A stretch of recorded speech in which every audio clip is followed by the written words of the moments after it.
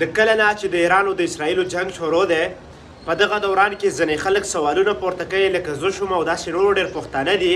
نو بیا زموږ غوندې خلکو ته ځینې خلک دا خبره کوي چې تاسو ایران نه تاسو اسرائیل سپورټ کوئ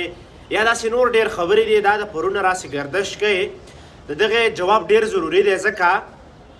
چې په څه وجه موږ ته دا خلک وایي چې تاسو اسرائیل سپورټ کوئ ځکه چې دوی وایي چې پاکستان د ایران سره ولاړ دی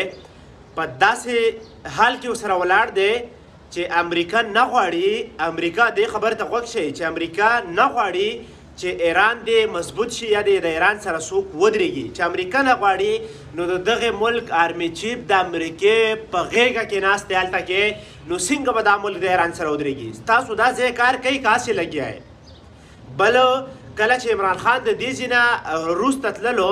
اسان غنم او اسان پټرول یې اخیستل نو د دغه ایران یا د دغه روس نه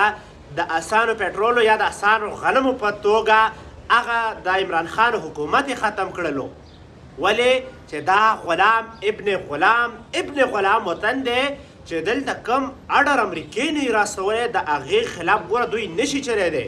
دلته چې کم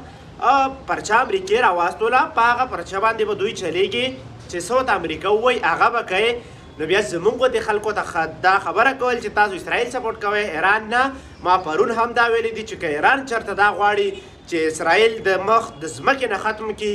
بلکل ورسره ولاړ یم تر دې پورې هم ورسره ولاړ یم چې دا سر مې پکې ځي بیا هم ولاړ یم ځکه چې د دنیا د ټولو نه غټ دهشتګر غټ بېغیرته او غټ بدم نه خلک چې کوم دي دا په مخ ته ځمکه اسرائیل دي